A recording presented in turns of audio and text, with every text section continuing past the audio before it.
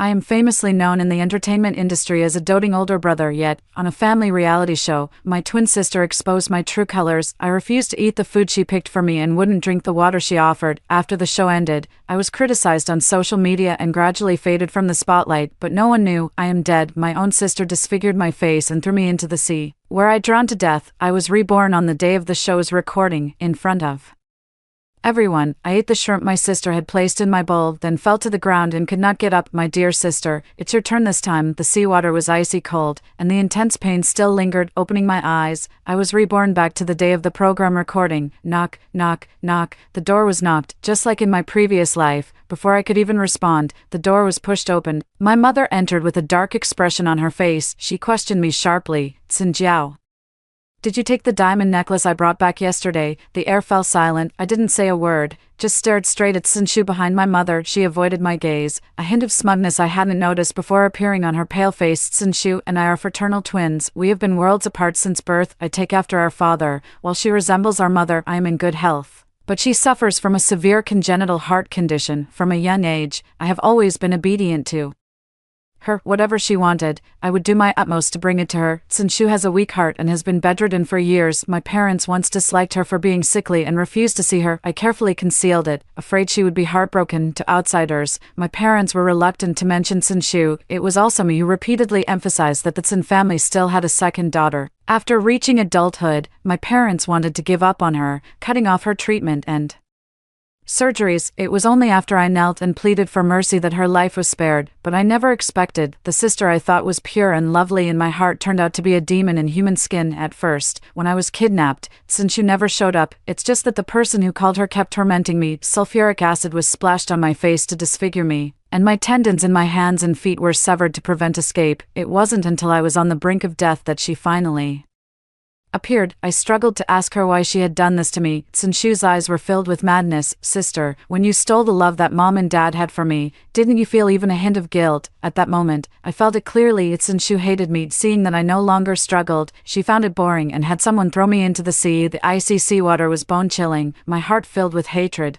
but I could only close my eyes and let myself be buried at the bottom of the sea, given a second chance at life. Fortunately, everything is still in time. I tried hard to rein in my emotions. I looked at my mother, whose face showed a hint of anger. Today was the day the crew from the show Our Family came to our home for a live broadcast. Early in the morning, Xin went to my mother and falsely accused me of stealing a valuable diamond necklace. She wanted me to get angry with her, to show my bad side in front of the camera. In her previous life, she indeed succeeded. Because of Xin's false accusations, I treated her with great indifference. This also led to me being questioned by netizens for faking my persona, causing my reputation to plummet sharply. Seeing that I remained silent, my mother's anger grew even more intense. Xin, where did your 3,000 yuan per hour etiquette lessons go? When an elder asks you a question, you don't even bother to respond. I blinked my eyes, pretending to be confused. Mom, why are you so angry? I did take the necklace. Xiaoshu said she had never seen such an exquisite necklace and asked me to bring it for her to see. I thought that as a daughter of the Xin family, she shouldn't be lacking in such experiences, so I agreed. You were asleep last night, so I didn't mention it to you. What's wrong? Did something happen? Hearing my words, my mother paused. Her gaze shifted between me and Xin. Returning it to you. I rubbed my eyes, stood up, took the necklace from the drawer, and handed it to my mother. Xin was stunned, her already pale face showing astonishment. The necklace was something she had secretly placed there last night while I was sound asleep. She had planned to produce the necklace after I denied it, to pin me down firmly, but she never expected that I would beat her to it. Mother frowned slightly, glared at Xin, then turned to me with a smile. Sorry, Jiao, Mom misunderstood you. This necklace was bought as a gift. If it were lost, I wouldn't be able to explain it to your father. I replied obediently. It's fine. Mother patted my head and, before leaving, sternly called for Xin, whose eyes were filled with envy. Disaster was imminent, and Xin grew anxious. She kept giving me desperate looks, pleading for help, yet I turned a blind eye, smiling as I watched her leave, listening with great interest to the scolding that came from next door. Xin is determined to get rid of me, but she forgot that in this family, I am the only one who loves her. 3 years ago, I entered the entertainment industry at my parents' behest. Xin Entertainment has not been doing well in recent years, not very well known in the public eye. Since childhood, I have been constantly taking talent classes, and my appearance is also top-notch. My father hardly hesitated. After discussing with the company, he sent me into the entertainment industry under the title of Divine Beauty Heiress, And I did not disappoint them. With just one drama, I became an overnight sensation across the entire internet. Participating in a variety show, I unintentionally revealed my daily interactions with my younger sister, which further solidified my image as a doting older brother. It was at this time that our family approached me, since she was in poor health, and I was afraid the filming process might startle her, so I wanted to decline outright. Father learned the news. After scolding me harshly, he bypassed me and agreed to the program recording. At the time, I still felt guilty about it, but I never expected it was all just self-indulgence. Knock, knock, knock, miss. The program crew has arrived. Outside the bedroom, the maid's voice rang out. I responded, got it, and pushed the door open to go out. Downstairs, Mother sat upright on the sofa. Every move exuded an air of nobility. Sinshu, dressed in a white gown, cast a flirtatious glance at the camera. Her sickly pale skin contrasted with the touch of red at the corner of her eyes. It makes people's protective instincts soar. I watched the joyful scene, slowly descending the stairs. The sound of footsteps instantly captures everyone's attention. The camera that was originally pointed at Sinshu quickly turned away. The barrage is boiling. Wow, Jiao is so beautiful. Black hair and red dress. Keep it on forever. My wife lives up to her name. Those red lips are so alluring. I want to kiss her to death. I'm already tired of seeing the wealthy little white flower. The enchanting beauty and I are locked in forever. I slowly walked over and sat down on the sofa. A look of satisfaction flickered in my mother's eyes. She took the initiative to hold my hand. At the same time, a resentful gaze fell upon me. I looked up, and Sinshu was staring straight at me. The emotions in her eyes were too quick to hide. Xiaoshu, what's wrong? I asked with concern. It's nothing. Sister is just too beautiful. I was mesmerized. Sinshu smiled shyly. I looked at her deeply. In my previous life, I went downstairs wearing the dress Sinshu had prepared for me, as always, maintaining the persona of a delicate flower, but how could it compare to Sinshu, the truly fragile beauty? On the first day of the live stream, my title of Divine Beauty was taken away. Sinshu also attracted her first batch of fans from me. That's why, when I died tragically at sea, my parents simply handled my funeral arrangements and didn't investigate further. As long as their goals were achieved, it didn't matter which daughter it was. Sinshu sat for a while before her mother sent her back to her room. Citing health reasons, she wasn't called downstairs until dinner was about to begin. Father also hurried back from some little lover's home. After we put on a show of fatherly affection and filial piety, the atmosphere at the dinner table finally warmed up. Congratulations, Jiao, on the box office surpassing 1 billion. Mom's Precious is really amazing, my mother said, giving me a piece of spare ribs. I smiled brightly and thanked her without any modesty. If looks could kill, Sinshu would probably want me dead 1,000 times over. I pretended not to notice and continued to act spoiled with my parents. From time to time, he would bring her into the conversation. Dinner was coming to an end. Sinshu finally made a move. Her voice was soft and sweet, tinged with a hint of weakness. Sister, congratulations. I wish I could go to the cinema to watch your movie too. As soon as she finished speaking, the air suddenly fell silent. Her parents exchanged a glance, then they lowered their heads in unison, concealing the annoyance in my eyes. I pursed my lips and forced a smile. You will, Xiaoshu, you will see it. Sinshu shook her head, her eyes reddening.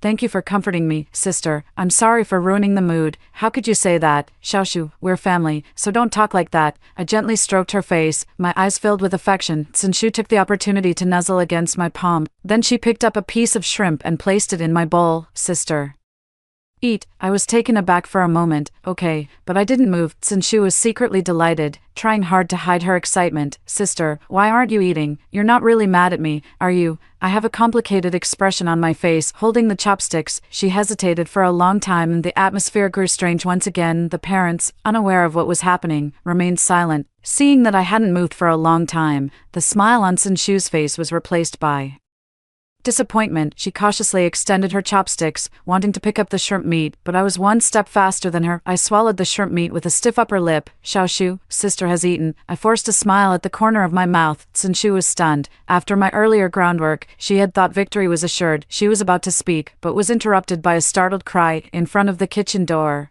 A servant ran over with a panicked expression. Her voice was tinged with tears. The eldest young lady is severely allergic to seafood. Call an ambulance. The servant shouted at the butler. Just as everyone thought she was making a fuss, I fell to the ground with a thud. Red rashes gradually spread across the body. The scene descended into chaos. Sinshu, I have done as you wished, but are you prepared to bear the consequences? When I woke up in the hospital, I was surrounded by people. My mother was holding my hand, her eyes red and swollen, clearly from crying. Jiao. You're finally awake. You scared me to death. She was sobbing uncontrollably, tears falling drop by drop onto the back of my hand. Mom, don't cry. I'm fine, I frowned, struggling to force the words out. Jiao, are you still feeling unwell? It's all our fault for being so careless. That dish was placed right in front of Xiaoshu, and we didn't eat it, so we had no idea it contained shrimp. Father also leaned in. His usually immaculate suit was now full of wrinkles, and the heartache in his eyes as he looked at me was almost palpable. I shook my head, wanting to speak but coughing heavily several times instead. The discomfort in my throat made it difficult for me to breathe. Allergies are not fake, it's just that in this family, none of my blood relatives are aware of it. Even when I woke up after the incident, their first words were to clear themselves, but I'm not surprised. They've always been like that. Just as I was being cursed by the entire internet, they decisively abandoned me. Choosing to protect themselves, now the same situation has arisen, but the one pushed into the spotlight has become my dear sister. Looking around the hospital room, I saw Sunshu huddled in the corner. Xiaoshu, why aren't you coming over? Hearing me call her, Sunshu looked up, her eyes were brimming with tears, glancing at me quickly before lowering her head again. I'm sorry, sister. Sunshu's voice trembled with tears, shaking as she spoke, as if she had been badly frightened. I have to admit, she is really smart. Sunshu always knows exactly where her strengths lie. Even when at a disadvantage, she can rely on her pitiful appearance to win a chance for survival. Just like now, after she finished speaking, the photographer turned the camera around. Several gazes gathered in the previously unnoticed corner. Sister, I'm really sorry. I've been eating alone in my room all these years and didn't know you were allergic to seafood. She sobbed uncontrollably, struggling to utter these words, as if suddenly remembering something. She breathed a sigh of relief. Thank goodness my sister is healthy. If she were as sickly as I am, I really would have no choice but to die to atone for my sins. Sunshu's eyes were misty with tears, her tone filled with relief. Anyone who saw this would surely marvel at the deep bond between the sisters, but I noticed her fingers were slowly rubbing. It was an unconscious little habit she had when she was happy. The atmosphere in the room grew subtle, completely unaware. I curled my lips into a light-hearted smile. But the words I spoke made it impossible for her to stay happy. It's okay, it's not your fault. Sister never mentioned it, so of course you wouldn't know. Besides, it's not the first time. You love shrimp so much, and every time you share with me, it ends up like this. I already have antibodies. With that, I grinned and raised my arm, flexing muscles that didn't actually exist. Sunshu's trembling body, still shaking from sobs, suddenly froze. She looked at me, her expression neutral, but emotions churned in the depths of her eyes. After a long while, she finally spoke. You should have told me, sister. I shook my head with a smile and said nothing more. Sunshu attempted to manipulate public opinion, shattering the sister-loving persona I had never actively cultivated, and destroying my career, yet I am determined to carve out a bright path for myself, making her reap what she has sown. No one knows better than I do how to be a good older sister. After a day of observation in the hospital, the doctor repeatedly emphasized upon my discharge that I must strictly avoid any further contact with allergens. The parents quickly agreed. The doctor scolded me a few more times. The familiarity in his words once again confirmed that I was a regular visitor. Back at home, I immediately opened my phone. The top 3 trending searches were all about me. Hashtag Xinjiao allergic reaction, hashtag our family live broadcast accident, hashtag is Xinjiao's family genuinely concerned about her. Clicking into the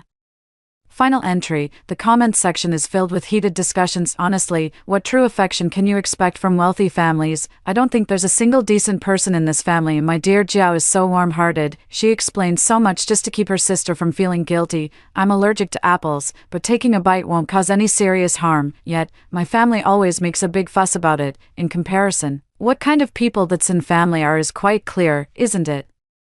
That's going too far. The Tsin parents are just a bit careless, and their daughter, who has a heart condition, rarely even leaves her bedroom. Your hostility is really over the top. The sister's heart condition isn't caused by Jiao, but Jiao's allergy is indeed because of the sister. Didn't you hear the doctor say that eating even a little more could be life-threatening? Netizens were arguing fiercely. Turning off my phone, I gazed through the window at the starry sky. Only at this moment do I truly feel it. The curses that lingered in my ears until the moment of death have vanished like smoke. I slept soundly through the night, without a single dream, until a commotion came. I opened my eyes. Outside the bedroom, a photographer was already waiting. I politely greeted them and hurried downstairs, but just as I took a step, I suddenly paused. In my previous life, I was criticized on social media for refusing to eat the shrimp that Sunshu picked up for me. The entire internet was condemning the disharmony within the Tsin family. My father, in front of the camera, shifted all the blame onto me. He used the most vicious language to berate me mercilessly, and now, I am still upstairs. Who is being scolded again? Father's roar grows more intense. With each step I take,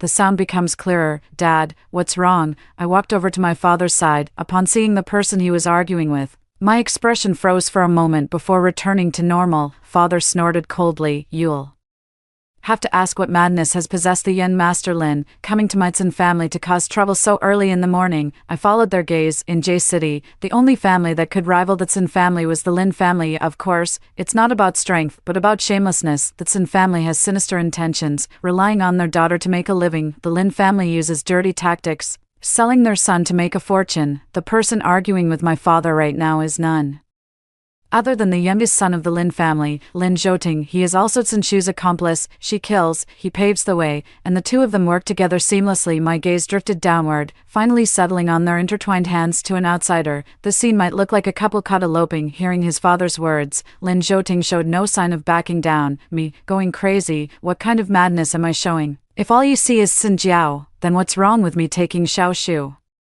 away? After saying this, he glared at his father and prepared to leave with the person. Tsin Shu looked back with every step, her eyes brimming with tears. She mouthed to me, "Sister, save me." I blinked and quickly called out to stop her. "Wait, spit it out." Lin Zhouting shot me a glare, full of disgust. I remained polite. "Mr. Lin, let go of the person. Xiao Shu has a heart condition and can't handle your rough treatment." Lin Zhouting laughed. "What are you pretending for? If it weren't for your hypocritical kindness towards Xiao Shu, while actually maliciously provoking her, Xiao Shu wouldn't have been sick for so many years." He glared at me with a righteous air. A basin of dirty water was poured over my head from the start, and I couldn't help but turn cold-faced. "Did you see me being unkind to Xiao Shu, or do you have any evidence? If not, spreading rumors is illegal, and I will file a lawsuit against the Lin Group in the name of Tsin Entertainment." My voice grew colder as I stepped closer to him. "We are about the same age. If I can represent the Tsin family, I imagine you are not far off either." Hearing my words, Lin Zhouting's expression instantly changed. The Lin family's relationships are intricate and complex. You could wake up one morning and find several new siblings. Although Lin Zhouting is the youngest son of the Lin family, but it's the most brainless. Last year, he was played like a fool by a few illegitimate children and lost all his shares. Now he's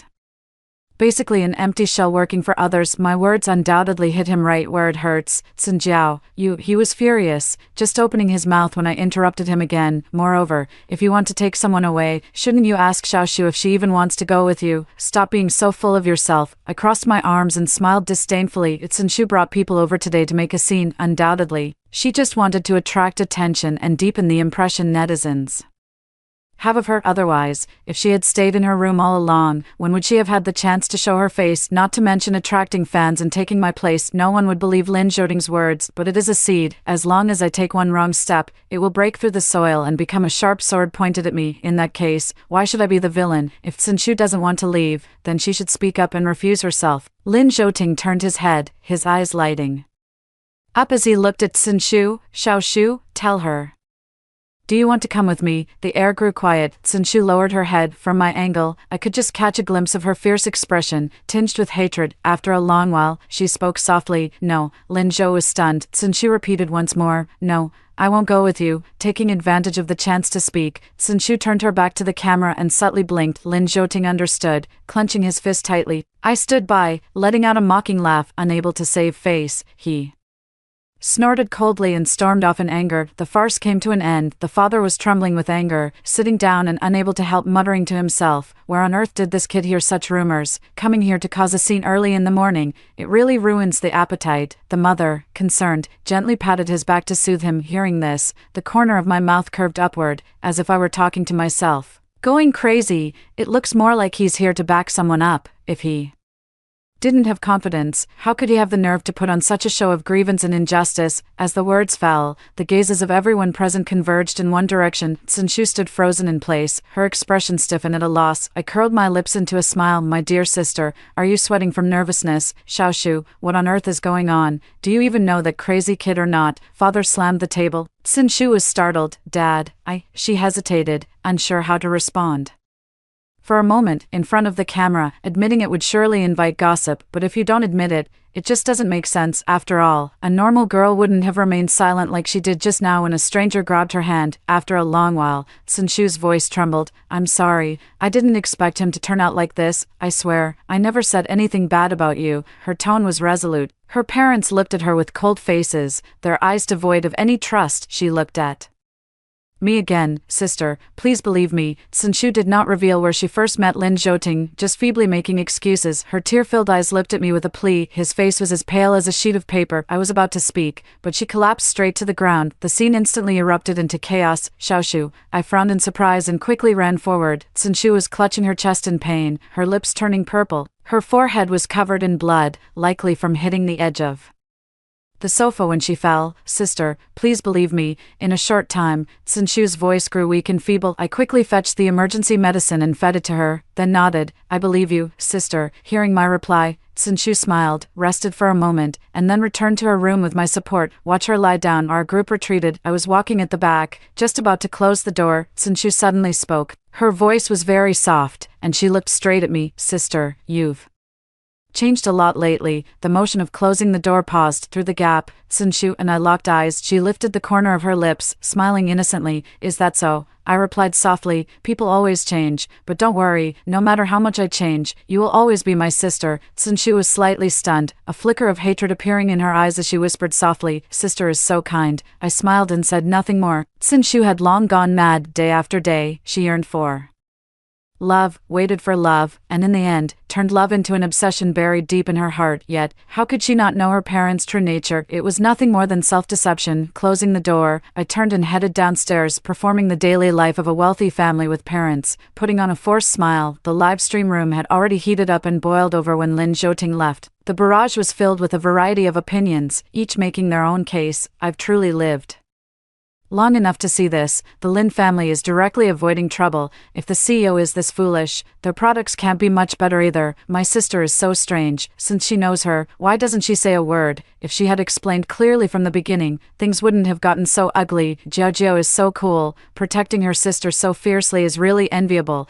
If I had a sister like that, I would definitely stick to her every day. I don't think my sister intentionally avoided explaining. She might have been scared, feeling unwell with her heart, and just kept holding it in. Sisters, I have a feeling something else is going to happen. I'm going to stay in the live stream. Night fell. I received a call from my agent, Sister Wang. Hearing her familiar loud voice, I couldn't help but tear up. In my previous life, when I was kidnapped, my parents did nothing, and only Sister Wang persistently searched for me. Upon learning about this, Sinshu became interested again, deliberately releasing information about me to lure Sister Wang to go, but what awaited her was being stripped naked, having nude photos taken, beaten severely, and then thrown onto a chaotic nightlife street. Seeing that I didn't speak, Sister Wang snorted coldly. When you need me, you call me Sister Wang. When you don't, you call me Wang Yu. Xinjiao, are you even human? I got scolded, and I'm happy. I stopped crying and smiled, acting coquettishly with her. Sister Wang, don't be angry.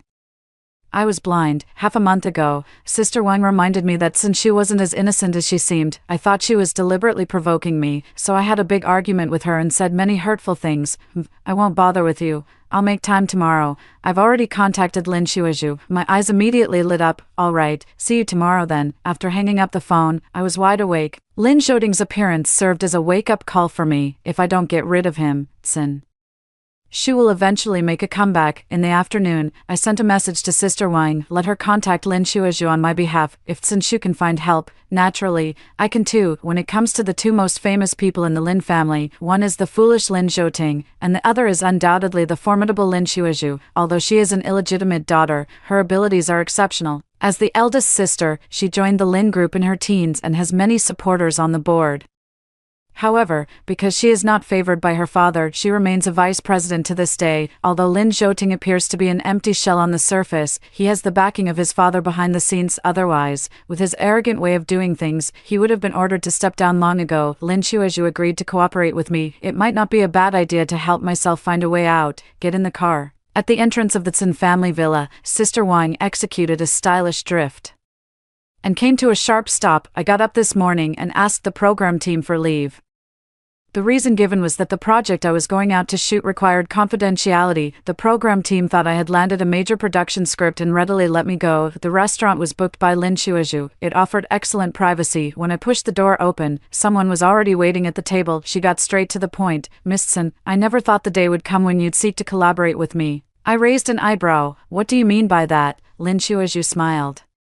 "Everyone in J City knows that the eldest daughter of the Sun family loves her sister as if she were her own life," she said, pushing a document over. "Since it's a collaboration, I'll show my sincerity first." I picked up the document, glanced through it, and couldn't help but be surprised. Inside were all the recent movements of Sinshu and Lin Zhouting in just one night. To have investigated all this is enough to show Lin Shuaju's capability. I raised my tea in place of wine. To President Lin.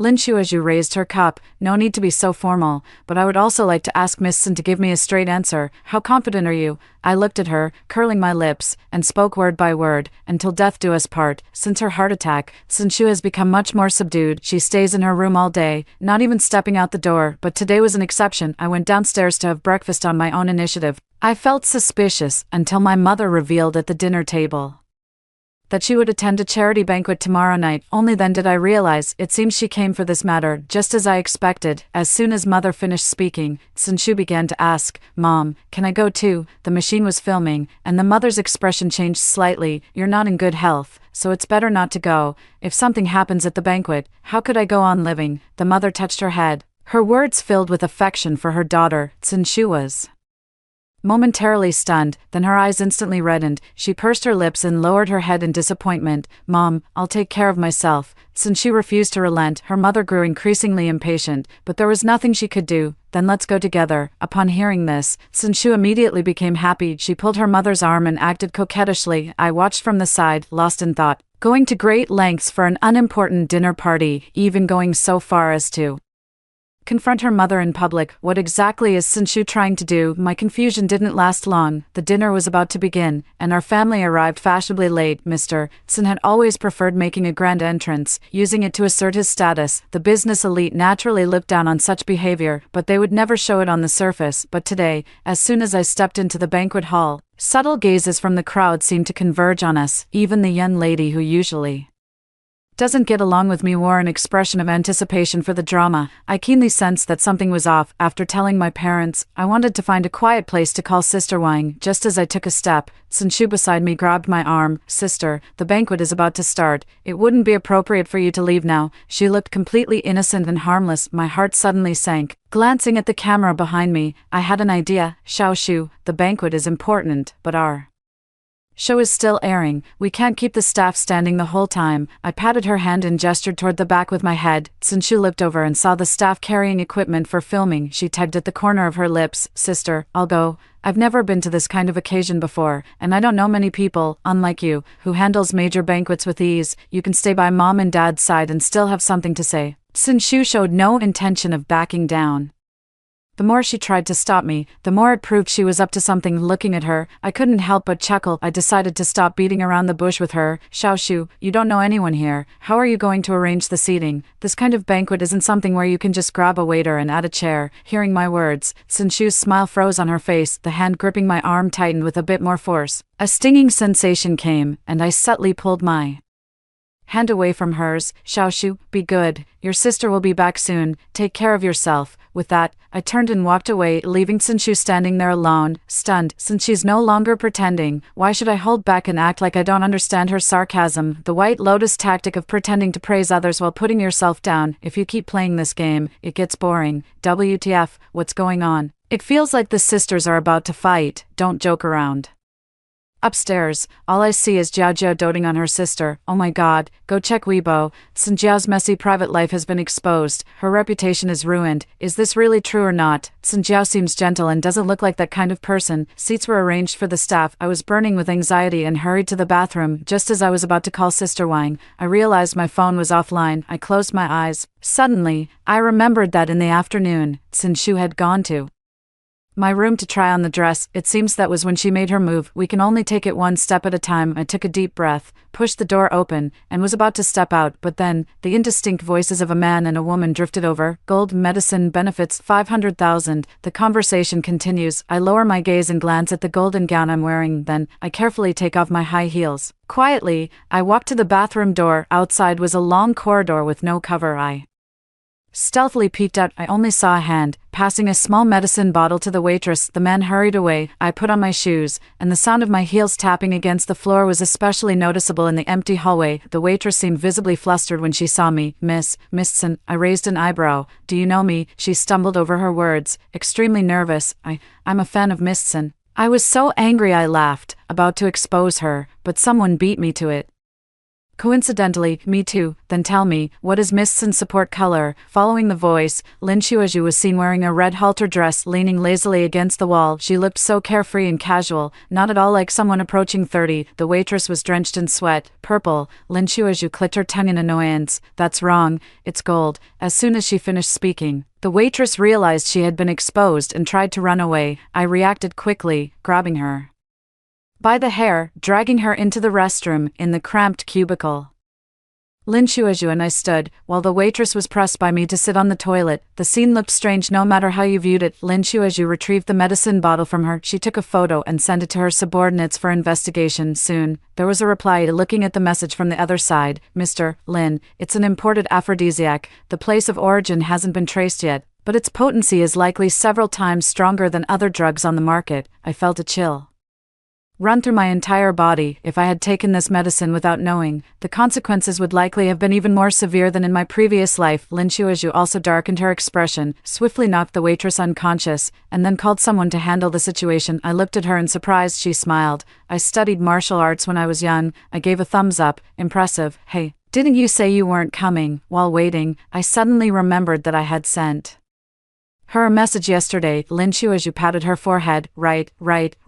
I almost forgot. Now the internet is in an uproar. Someone claiming to be an insider has exposed that you've been selling yourself to the Tsin family to secure projects, and they've posted quite a few revealing photos of you, slamming you for having a chaotic personal life. I couldn't get in touch with you, so I called your agent and came here to give you a heads up. At this point, she couldn't help but curse. The methods are so dirty. The photo is obviously photoshopped, and there are still fools who believe it. I sneered, curling my lips. What does it matter if it's photoshopped? If this succeeds, even if they point to a promiscuous sow and say it's me, no one will question it. That's just how the online climate is. One person says it, and 10,000 people repeat it, looking through the same telescope. If you see a monkey while others see a sheep, then what you see is a sheep. But what about the truth? In reality, everyone sees a monkey. Lin Xueju paused. How despicable, she said again. I had just entered the banquet hall and hadn't found you yet when I saw Lin Zhouting dressed in a waiter's uniform, acting suspiciously. I followed him and saw what just happened. I really underestimated my younger brother. He actually managed to evade my surveillance. Lin Xueju's tone carried a hint of apology. I straightened my skirt. Indeed, I could hide from your spies, but not from you.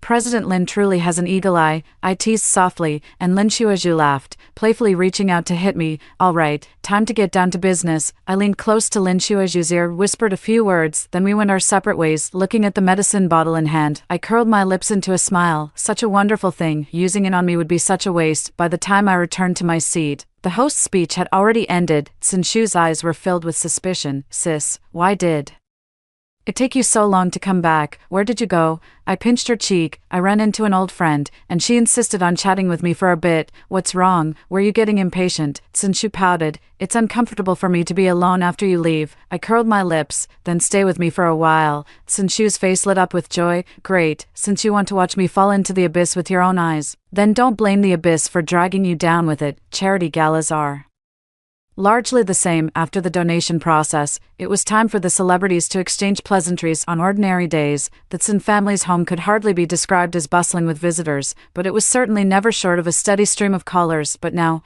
it was eerily quiet, and even friends close to father dared not linger for long. The parents exchanged a glance, finally sensing that something was amiss. Before I could figure out what was happening, I was blocked by a group of people, Mr. Tsin, long time no see, your business has grown bigger and bigger. I looked at the person approaching. He was my father's longtime rival. His daughter and I were even more incompatible. The father was taken aback, mistaking it for a business compliment. He was about to speak when the next sentence left him utterly stunned. Now you're even selling your own daughter. Haha, I admit defeat, Zhang Jin-san. What nonsense are you spouting? The father was furious, his face flushed red.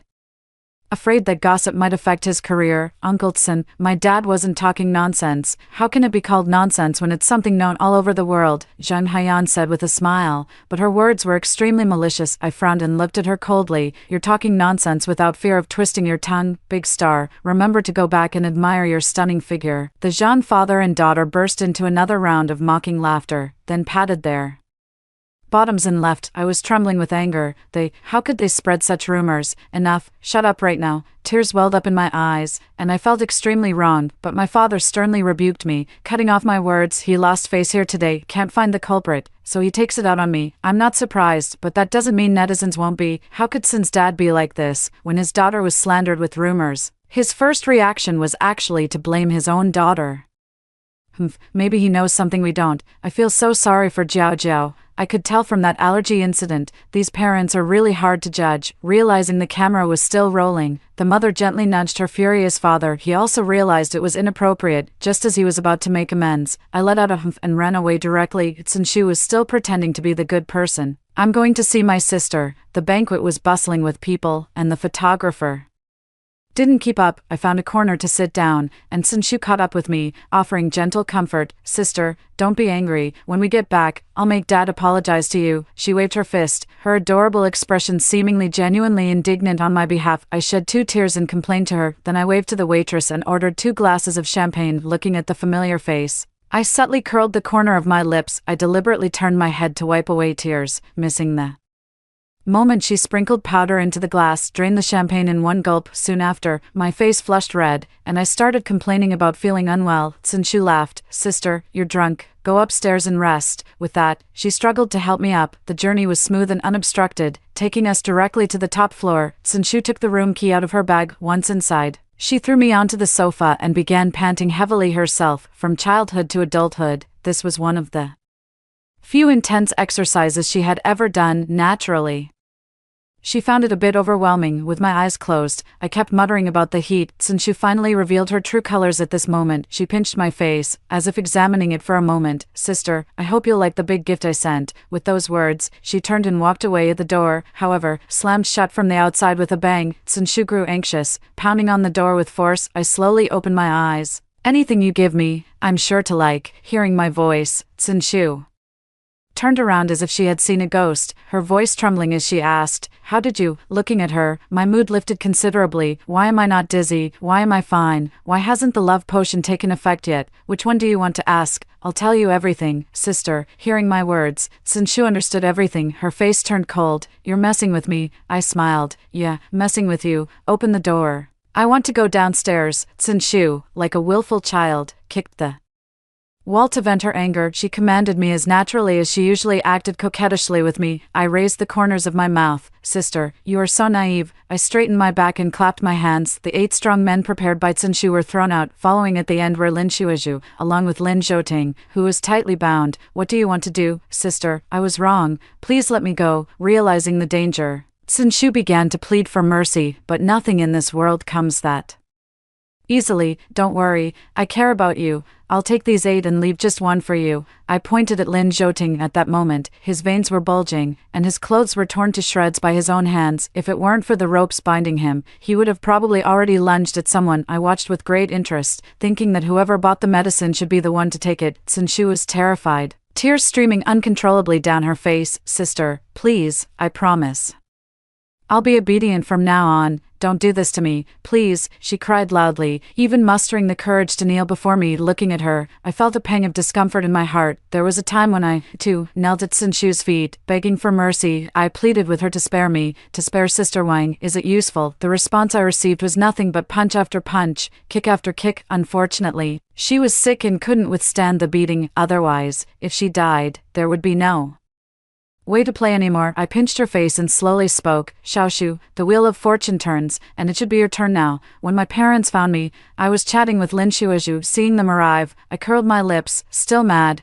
Father poked my head. I mumbled in response. No, Dad apologizes. Sorry, Jiao Jiao. Father looked sincere. I felt a pang of emotion in this family. The one who should have entered the entertainment industry should have been him. He would definitely win the Best Actor award. He coaxed me a few more words, and I reluctantly agreed to reconcile with him. Looking around, I frowned and asked, "Where's Xiaoshu? Did you leave her behind?" My mother was confused. She said she was coming to find you. I've been with Shuizhu the whole time. I haven't seen her. I sprang to my feet, frantic with worry. Let's look for her quickly. This is Xiaoshu's first time at a banquet. She might have gotten lost somewhere. Upon hearing this, my parents also joined the search. Fearing that Sinshu might cause some trouble, Lin Shuizhu volunteered to join, and our momentum was so great that it quickly attracted the attention of others. Seeing me crying anxiously, she harbored a bit of a desire to watch the excitement and followed closely behind. Soon, Lin Shuizhu pulled a waiter over. That person clearly hadn't seen much of the world and was trembling with nervousness. Miss Sin asked me earlier how to get to the top floor. With a clue in hand, I thanked him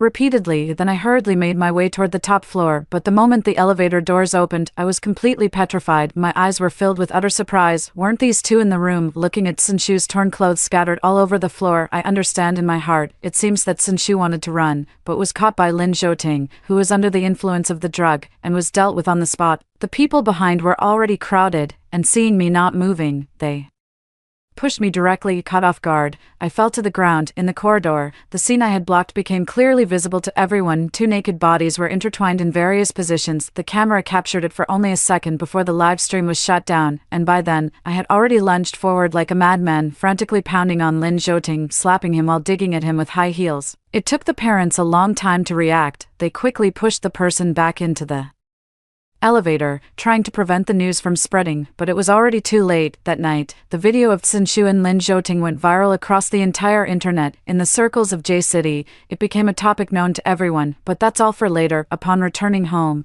Sinshu went straight to her room without saying a word. Her father was so furious that he smashed several vases. He kept roaring, no different from an uncontrollable beast. Mother rolled her eyes and went straight upstairs.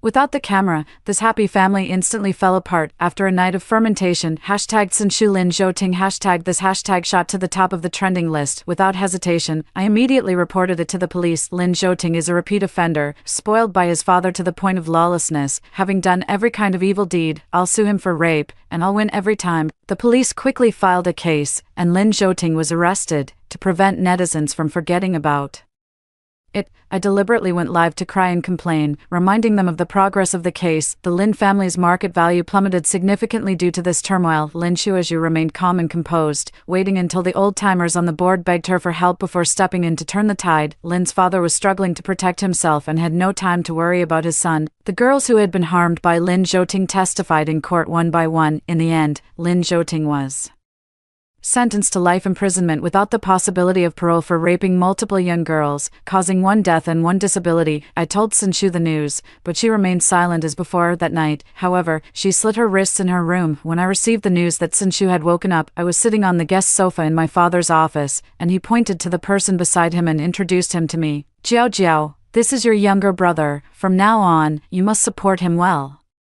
and make the Tsin family bigger and stronger." Father got straight to the point without any euphemism. "Hello, sister, I'm Tsin Yuan." The young man extended his hand and introduced himself. I stood there in a daze for a long time, gave my father a deep look, and then shook that hand. "Does Mom know?" "She'll find out sooner or later." Father didn't take it seriously. Looking proudly at Tsin Yuan beside him, I felt as disgusted as if I had swallowed a fly. Watching the scene of fatherly affection and filial piety before me, I knew it well in my heart. He was testing me. Earlier, when I confronted Lin Zhouting, my words that could represent the Tsin family had aroused his vigilance. In his eyes, a woman like me, who relies on her looks to make a living, is not fit for great responsibilities. He has provided me with a life free from worries about food and clothing, which is already a blessing to me. After a moment of silence, I spoke. "Xiaoshu has woken up, Dad. Would you like to come with me to see her?" Upon hearing this, my father furrowed his brow. don't mention her to me. Later, I'll find a master to come to the house and dispel the bad energy. You should also avoid contact with her. After what happened, it would be better if she were dead. His disgust was almost overflowing. The vicious curse bore no resemblance to words a father should utter. I didn't speak again. He gave me a few more instructions, then sent me on my way back in the car.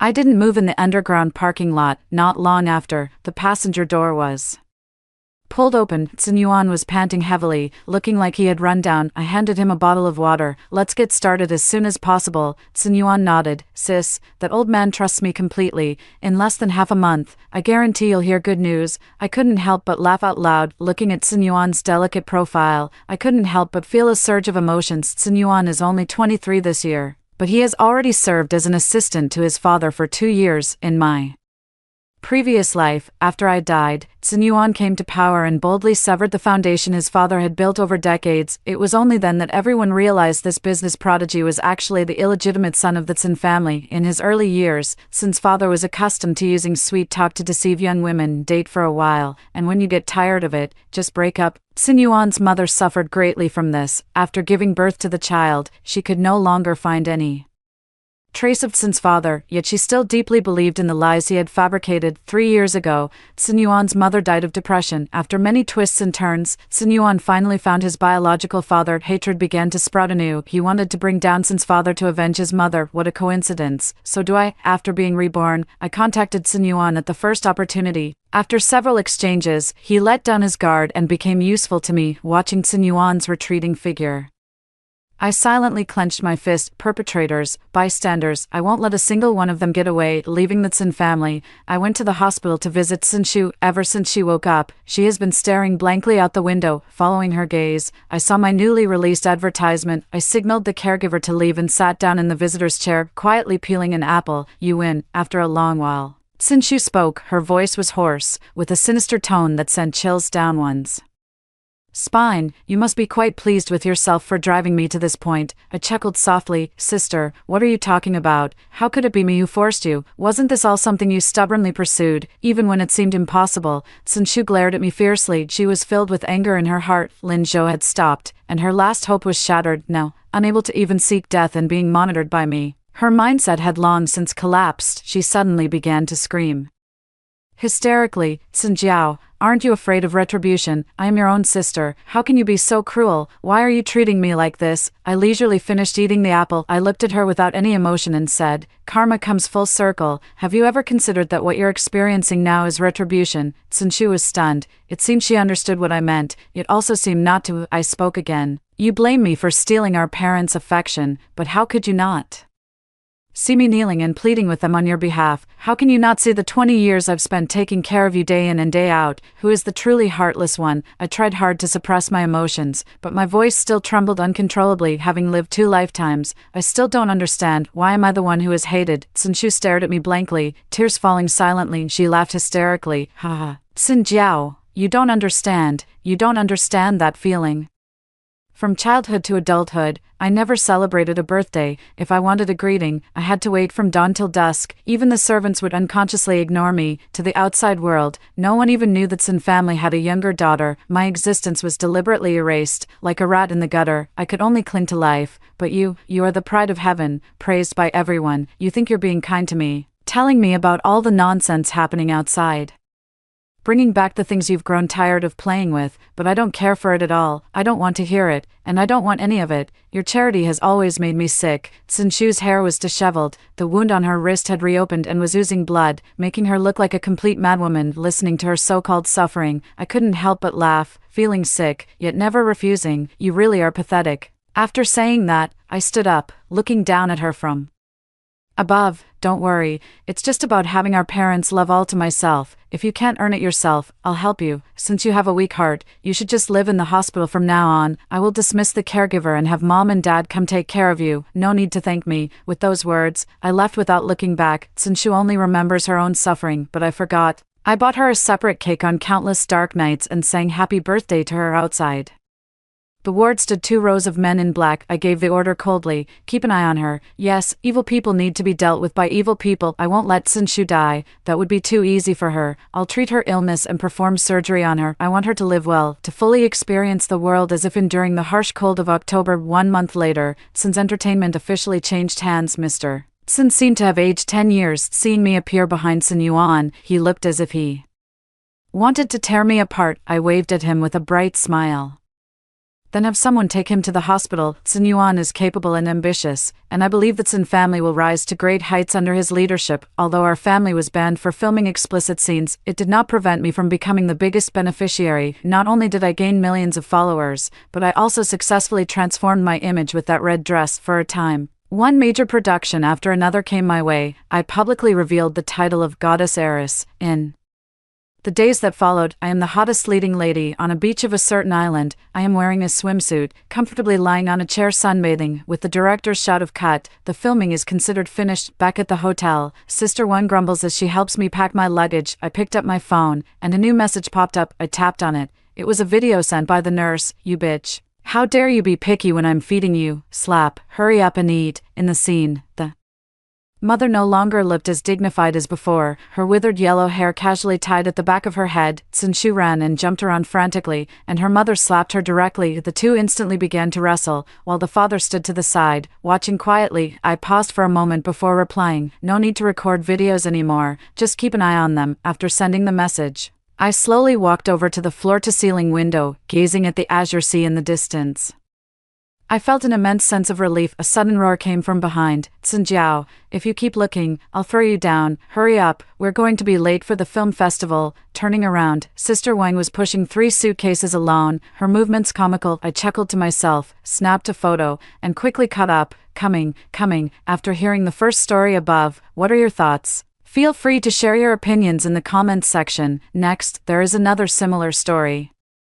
Let's continue to see. My sister-in-law not only loves to pray for blessings but also gives away blessed good luck charms for free. At my daughter's full moon celebration, she gave me my first good luck charm. My previously healthy daughter then started having high fevers all night long. Meanwhile, her premature baby, who needed to live in an incubator year-round, suddenly recovered and was brought home before the college entrance exam. She gave me a second good luck charm. My daughter, who had excellent grades, only scored 200 points, while her son, who was uneducated, uncharacteristically scored 700 points. Before my daughter's postgraduate admission notice came out, she gave me her third lucky bag. My daughter suddenly contracted a venereal disease, became depressed, and tragically died by jumping off a building. Meanwhile, her son, who had been dating over a dozen girlfriends simultaneously, suddenly changed his ways, broke up with them, and studied desperately, eventually securing the government-funded overseas study scholarship that my daughter had always wanted. At my daughter's funeral, she gave me her fourth lucky bag, and her late-stage breast cancer suddenly metastasized to me. As I lay dying,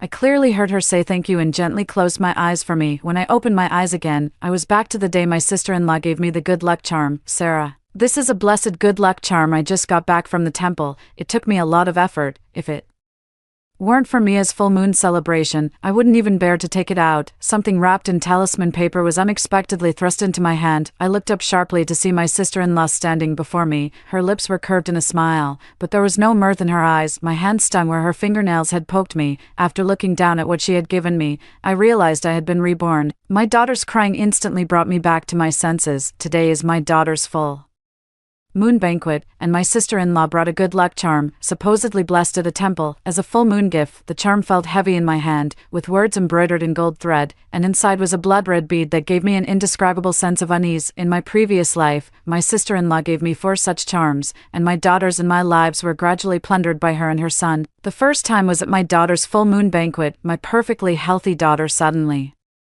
started running a fever without any warning, and several hospitals couldn't find the cause. Eventually, my little daughter didn't even have the strength to cry, looking like she could leave me at any moment. But on that very day, my sister-in-law's prematurely born son miraculously recovered his health. He had been thin and weak like a monkey, but suddenly became plump and adorable. The second time was before my daughter's college entrance exam. My daughter's grades had always been excellent, and After every exam, she would confidently assure me that she wouldn't let me down. The moment the results were announced, both my daughter and I were stunned. No matter how she performed, there was no way she could have scored only 200 points, and that day, my sister-in-law was boasting in the family group about her uneducated son scoring 700 points and being fought over by Tsinghua and Peking universities, when my daughter restudied and got into her dream university, and also earned a spot.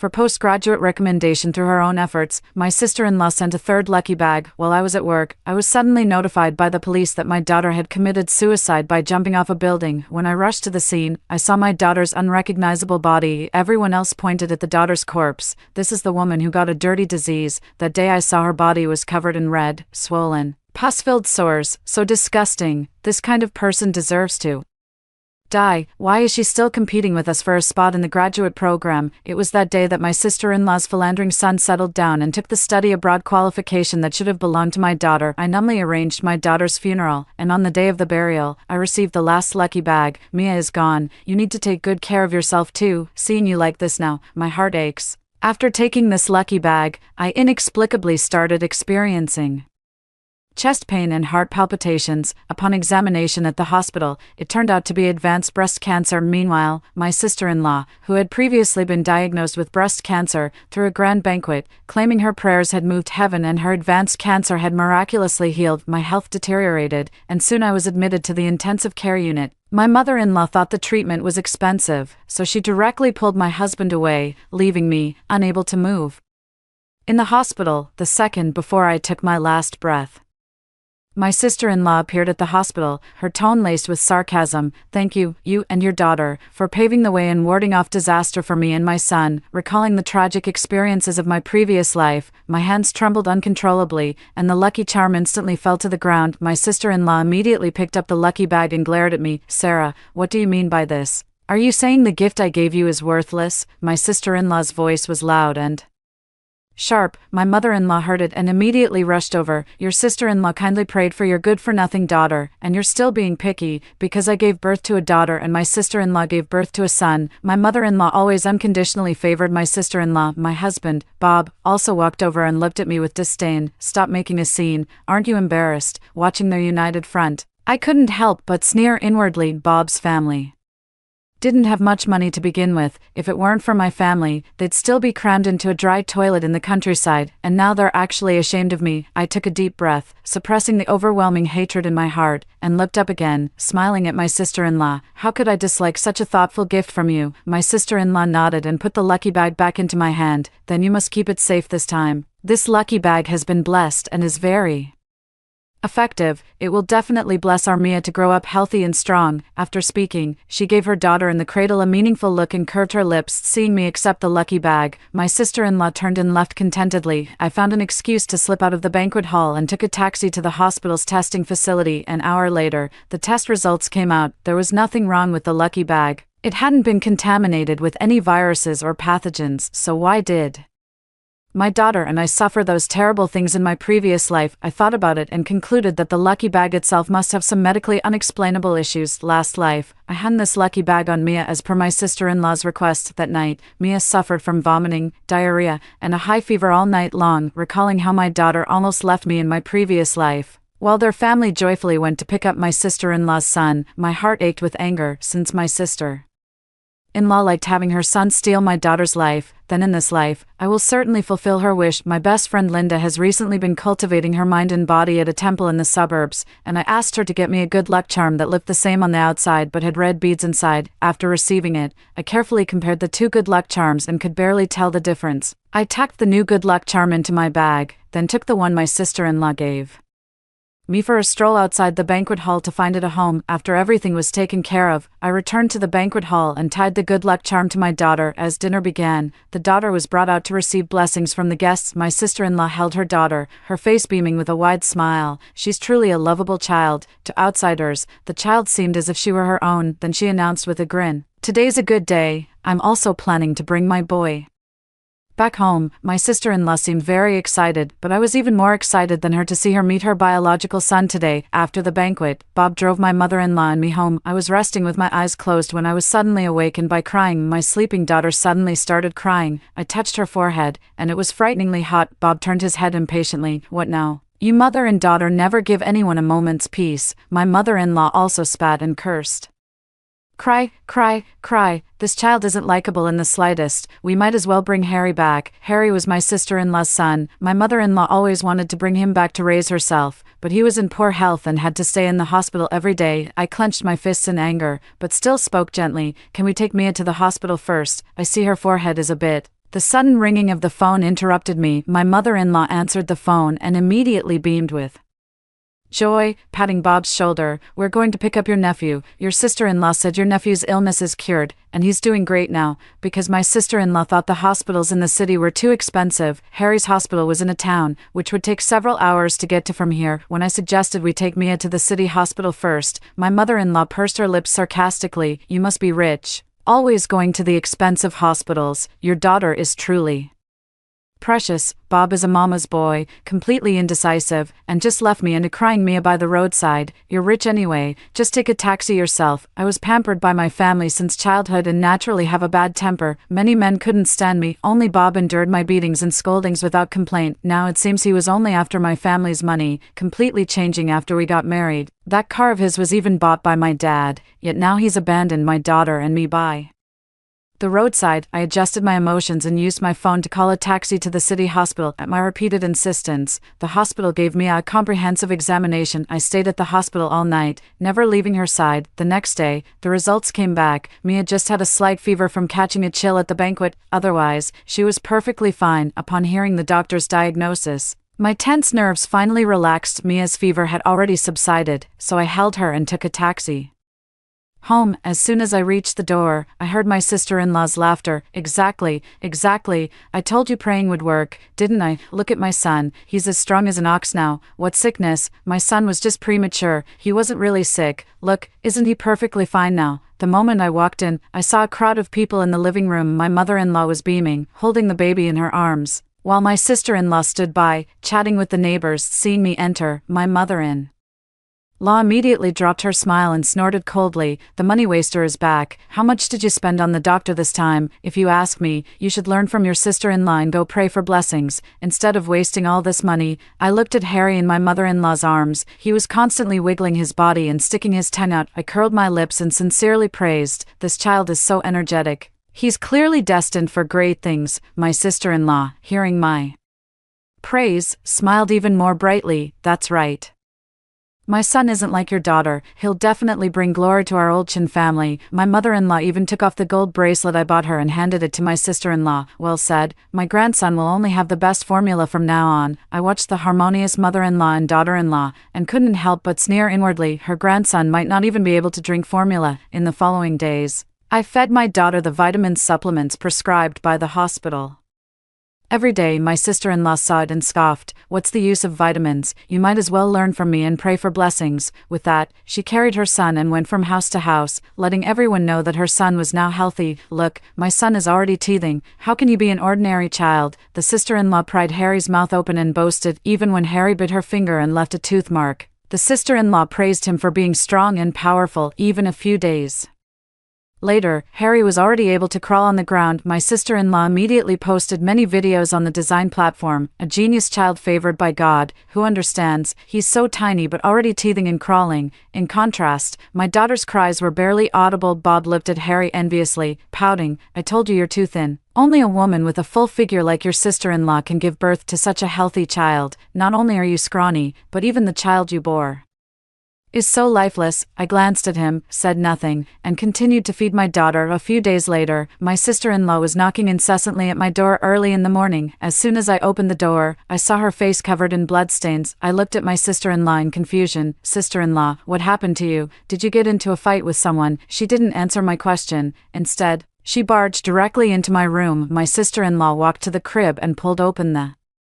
curtain. Mia was still sleeping soundly in bed. My sister-in-law then glanced at me. You didn't abuse Mia, did you? Like making her wake up very early or something? I shook my head. Of course not. You know Mia isn't in good health. Sometimes she wakes up even earlier than me and often wakes me up. My sister-in-law finally nodded, repeatedly telling me to take good care of Mia, looking so worried that I almost thought Mia was her biological child. A few days later, my sister-in-law had more and More wounds on her body, and even my mother-in-law noticed something was wrong, but my sister-in-law insisted she was fine, constantly asking about Mia's health. Has Mia been very fussy lately? As a mother, you need to discipline her more. I carried Mia directly from the room. She lay quietly in my arms, sleeping soundly. My sister-in-law suddenly leaned in, checking Mia's mouth. I watched her suspicious behavior, almost bursting into laughter, but on the surface, I maintained an innocent, unknowing expression. What's wrong, sister-in-law? Mia is developing slowly. She hasn't grown any teeth yet. My sister-in-law seemed not to hear me, muttering, "This is impossible. How could it turn out like this?" My mother-in-law's scream interrupted my sister-in-law's thoughts. We rushed into my sister-in-law's room. Harry was crawling on the ground, glaring at us, his mouth covered in blood. Mother-in-law slumped to the ground, covering her ears,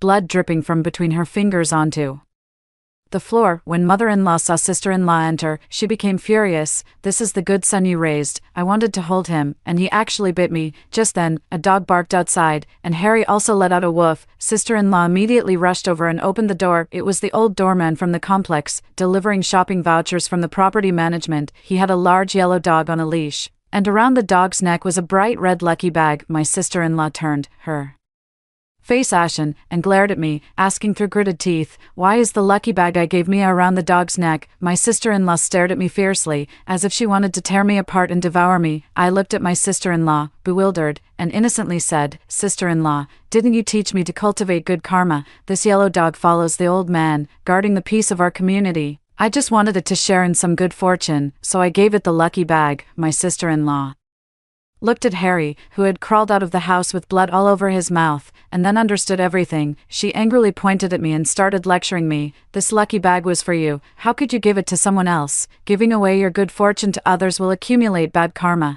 Don't you know that?" Seeing my sister-in-law let slip, I quickly pretended not to understand and asked, "How can giving blessings accumulate evil? This blessing was given to me by you, sister-in-law."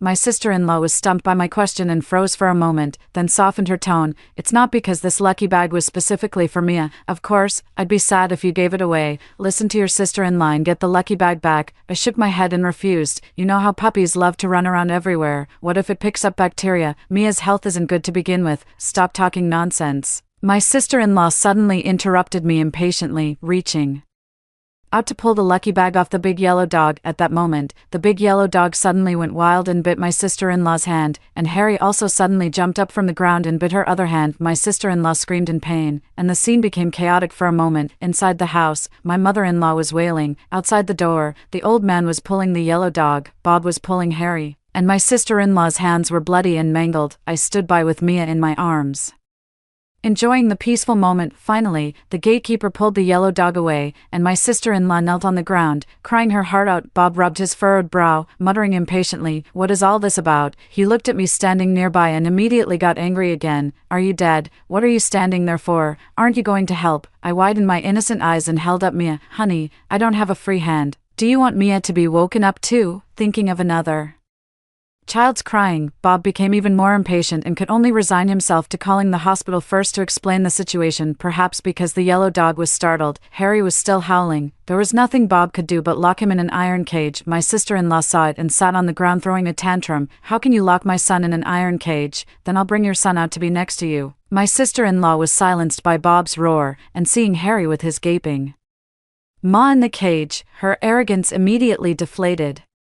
By the time the ambulance arrived, both my mother-in-law and sister-in-law were too weak from blood loss to speak. Bob heard that the ambulance call and emergency treatment would cost a lot of money, and feeling troubled, he turned to look at me again. How could I not know his little schemes? He earned little himself, and after marriage, he often had to rely on my family for subsidies. "As expected," he said matter-of-factly, "if you hadn't given the lucky bag to that dog, my sister-in-law wouldn't have gone to get it back. You should ask your family for the medical expenses." Looking at his shameless face, I snorted coldly in my heart, but on the surface, I was still very submissive. "Of course, it's all my fault. Of course, I wouldn't ask my family for money." After Bob went to the hospital, I found a lending company and got the contract. When I arrived at the hospital, Bob was sitting wearily in the waiting area. His eyes lit up when he saw me. "Did you get the money?" I simply nodded. I've already paid everything, but they need a family member's signature here, preferably a direct relative, so husband, you'll have to sign. Too tired to even look, Bob signed the document without a glance. Hours later, his mother-in-law was wheeled out, several stitches in her ear, looking very unwell. His sister-in-law, on the other hand, had both hands wrapped in bandages, looking utterly disheveled. Harry couldn't figure out the cause and had to be fitted with a muzzle. My sister-in-law wanted to argue, but her mother-in-law's fierce glare stopped her. Even if her mother-in-law loved her grandson this much, she was still afraid of going through another surgery. On the way back, her mother-in-law insisted on sitting in the front passenger seat, refusing to sit next to Harry. She even pointed at my sister-in-law and cursed, "Look at what kind of child you're raising. Mia is so quiet, but your child is like a wild monkey." Heh, she didn't say that before. In her eyes, Mia was a money pit, a sickly child, and she didn't even want to hold her. Then the mother-in-law, leaning back in her seat, slowly spoke to Bob. "I think Harry is a lost cause, and your brother is out of town. You need to hurry up and have another child with Sarah." Bob pouted. "That's because her womb isn't cooperating." The mother-in-law scoffed. "If she can't give birth, then keep trying until it's a son." I knew they were shameless, but I didn't expect them to be this shameless. Their family was so poor they couldn't even afford a toilet in this city, yet unexpectedly, there was a dragon throne waiting for them to inherit. Before I could even speak, my sister-in-law started yelling, "How is our Harry useless? He's just been too energetic lately. He'll be absolutely fine in a few days." I also spoke up appropriately, pulling out a prefabricated medical report. "Exactly, I can't have children anymore, and the family has to rely entirely on Harry." After seeing the report, my mother-in-law clutched her chest in anger, insisting that Bob divorce me immediately. While Bob was still thinking, his sister-in-law became displeased.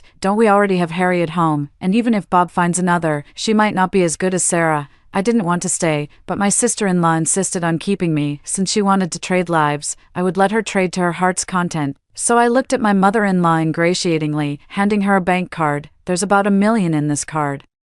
It's for you, as a token of my filial piety. I also know I've wronged Bob." After receiving the card, my mother-in-law nodded in satisfaction. "That's more like it," seeing how sensible I was, and that my mother-in-law didn't bring up the topic of Bob and me divorcing again. My sister-in-law breathed a sigh of relief, then she took out a second lucky bag from her purse. "The previous lucky bag lost all its good fortune because of you. Now, you keep this one carefully. Maybe you can even give birth to a son." I thought my sister-in-law would take a break after this, but to my surprise, she immediately sent out a second lucky bag. I took the lucky bag with a smile, but immediately messaged my best friend, Linda, because my mother-in-law had unexpectedly received this large sum of money. All her usual talk of frugality disappeared, and she immediately signed up for an expensive, pure play tour group. Bob was unhappy, saying that I gave money to my mother-in-law but not to him, even though he was clearly the biggest victim. Not only was I not angry, but I also gave him a card. "Don't you like those models and watches? There's money on the card. Go buy them." Bob was so happy he tried to kiss me, but I quickly dodged him. The more excited they got, the more excited I became. This was just the appetizer. There was plenty more fun to come for them. My sister-in-law was afraid I'd throw away the lucky pouch again, so she checked every day to make sure it was on me. I had already mailed her lucky pouch away. The one I was wearing was given to me by Linda. A few days later, Linda called me and said that the results were out and I had to go to the temple myself. I used the excuse of taking Mia back to my parents' house to leave. They were so immersed in the joy of spending money like water that they didn't pay any attention to me. When I arrived at the temple, Linda immediately rushed to the door to greet me. Linda picked up Mia and kissed her little face hard. To harm such a cute child, your sister-in-law is simply insane. I quickly asked what was going on, but Linda became mysterious. "You'll find out later." After she said that, she led me deeper into the temple. Strangely, the further we walked in, the lighter my body felt, and Mia's face also became much rosier. At the end of the path was an antique courtyard, filled with a misty, ethereal atmosphere and the pleasant scent of sandalwood. Linda called out playfully, "Dad, my best friend Sarah is here. Come out." I knew Linda's dad had suddenly and without warning left home when she was 3. I never imagined he would now be a head monk. The man walked out of the room, wearing a red and yellow kasaya, his face full of righteousness. When he saw me, his eyes darkened and he said in a deep voice, "As expected, you're malicious." With that, he sprinkled a handful of incense ash on me without explanation. Linda grabbed her dad and asked, "My Sarah won't be in trouble, will she? If anything happens, I'm not staying here with You to cultivate myself anymore. I was led into the house by Uncle David, who poured me a cup of tea and asked me what had happened. I looked at the lucky bag on his table and recounted the whole story. Uncle David had an "I knew it" look on his face. This is no relic of a revered monk. It's clearly a demonic monk. Cultivation also has good and evil paths. These demonic monks rely on killing people to seize their luck, so their relics are naturally evil. With that, he turned and rummaged through the cabinet with a clatter. Then hung a chalcedony around my neck. This jade can slowly dispel the evil energy clinging to you and the child. When the moon rises tonight, I will set up a formation to make that evil spirit vanish into thin air. So we waited until evening. Linda accompanied me to Uncle David's yard, where a blood formation had already been drawn with black dog blood. I stood in the formation as Uncle David instructed, the jade on my chest burning hot, as if an evil laugh was emanating from within me. Uncle David took up the wooden fish and began chanting, and I started to feel increasingly weak. After a while, Uncle David's forehead began to sweat, and his chanting grew faster and faster. A black mist surged up from my body. I can't believe the curse was so deep, even from just briefly holding the lucky bag. Perish. As Uncle David's palm blood entered the magic circle, the dark soul let out a scream. The bead in the lucky bag also shattered. Uncle David panted weakly, "Sarah, I've broken the curse." But the evil soul also absorbed a lot of spiritual energy from heaven and earth just now. For a short time, the spellcaster might have better luck, but after that, he didn't finish his sentence. But I knew what he meant. A few days later, I returned to the complex and entered the password, but it showed an error. The people inside opened the door, and there wasn't a single familiar face. They said this was their newly rented apartment and gave me the landlord's phone number. Well, they didn't even tell me directly that they were moving. By the time I had someone track down their current address, Bob was in his villa's yard, sunbathing with a lightly dressed woman in his arms. I quickly took a few photos and sent them to my lawyer. As soon as I entered, my sister-in-law walked out, her arms clanking with gold bracelets, and looked at me with a disdainful smile. "You must not have had a good time at your parents' house these past few days. After all, your family's capital chain is in trouble." But I've been on a lucky streak lately. All the stocks I bought are soaring. I immediately called my parents and learned that the company was planning to build a new branch, which involved a large outflow of working capital, but there were no issues with the capital chain. My sister-in-law looked at me condescendingly. "If you behave yourself and stay home, maybe I'll even give you and your daughter a bite to eat." The nanny came out holding Harry. He had returned to his normal self. My mother-in-law, on the other hand, pointed at me haughtily. "How dare a barren hen like you come back?" I made a call, and the lawyer delivered the drafted divorce agreement. The woman on Bob's lap whined, "Brother, if you divorce this woman, can you marry me?" My sister-in-law seemed to hesitate, then glanced at the gold bracelet on her wrist, and then at me, covered in dust from returning from the temple. She didn't stop Bob. The recent life of extravagance had completely captivated Bob. He signed the divorce agreement without even a glance. I couldn't help but laugh out loud at their current cluelessness. They thought I was crazy and were about to kick me out as they spoke. Suddenly, Harry started crying uncontrollably, bleeding from all 7 orifices, and worms kept spewing from his mouth. The nanny was startled, let out a gasp, and dropped Harry directly onto the floor. My sister-in-law tried to go pick him up, but she lost her footing and fell to the ground. My mother-in-law glanced over, then retreated into the villa and locked the door, refusing to open it even when Bob knocked. The woman with Bob, seeing things were going south, ran faster than anyone. After I got the divorce papers, I planned to leave. My sister-in-law, however, was quick to grab my foot. "You bitch, what did you do?" Chapter 8. Bob screamed as the bugs bit him, but the bugs didn't dare come near me. I kicked my sister-in-law's hand away and sneered. "What did I do? You should ask yourself what you did." My sister-in-law looked at my pale face and kept muttering, "Impossible, how could you know?" After saying that, she clutched her chest and kept twitching. Bob struggled to pick up his phone and called the police. When the police arrived, I looked innocent. After all, from the surveillance footage, I not only did nothing, but was also bullied by their family. Harry turned into a puddle of black, foul-smelling blood in front of his sister-in-law, and she immediately went mad. Impossible, how could this happened? I looked down at her and smiled softly. "You reap what you sow. Did you ever think you'd end up like this when you were harming others?" Bob was sent to the hospital, barely clinging to life. When my mother-in-law came out, her grandson was gone, and her son was almost gone too. She screamed in anger, slapping her sister-in-law's face repeatedly. My sister-in-law pulled out another lucky bag from somewhere and was about to throw it at me. "Give him back to me. Give me back my son." But as soon as the lucky bag got close to me, it burst open on its own. The police had never seen such a bizarre sight and immediately pulled my sister-in-law and mother-in-law apart. My sister-in-law's face was already swollen from my mother-in-law's slaps, but her eyes were still glaring at me fiercely. After giving my statement at the police station, I was released. My sister-in-law and mother-in-law had a mother-in-law/daughter-in-law dispute, and the police station couldn't detain them, so my mother-in-law dragged my sister-in-law to the hospital to pay the fees, sweeping everything from her hands. My sister-in-law was in a daze, and I don't know if she mistook my mother-in-law for me, but she directly swung her to the ground, sitting on top of her. She furiously beat her. "You bitch, it was you. You're the one who ruined me, ruined my son." She even started biting my mother-in-law directly. Several people couldn't pull my sister-in-law away. By the time the ambulance called by the police arrived, my mother-in-law had no breath left, and there wasn't a single good piece of flesh on her body. My sister-in-law was locked up as mentally ill. Bob was lucky to be rescued and saved his life, but his brother ran a red light on the way back and died in a car accident, so his sister-in-law's debts, including the loans I helped him borrow, all fell on him alone. When the debt collectors found him at the hospital, he still stubbornly insisted his sister-in-law could pay. As a result, I kindly visited him at the hospital and told him that his sister-in-law had gone mad, his mother had died, and his brother had also died. "You're the only one left in the Thomas family." He looked at me furiously. "Don't forget your daughter's last name is Thomas too." I smiled leisurely. "Don't forget, we're divorced, and the child has changed her name to mine." He coughed up a mouthful of blood and fainted, but the debt collectors had many ways to wake him up. Ignoring him, I went straight home. Linda came back with me, and because I didn't want Mia to see those dirty scenes, I asked Linda to take Mia back to my house first. My parents were also happy to hear about my divorce. After all, they never liked Bob, that Phoenix man, from the start. However, they were also a little scared because Linda told them about my sister-in-law harming me. I hugged them tightly and comforted them. "It's okay, the bad people have all received their deserved punishment." A few days later, Linda got news that her sister-in-law was suddenly diagnosed with many illnesses in the mental hospital. After wailing all night, she became a mummy. Mia and I were at the mall buying clothes when we encountered a beggar on the street who couldn't speak, had no legs or arms, and was disfigured. Even so, my physical revulsion made me recognize him. I casually tossed a dime and walked away with Mia in my arms. I looked at my daughter, who was holding my finger in her arms, and silently repeated in my heart, "This time, Mommy will definitely let you grow up healthy and make your dreams come true."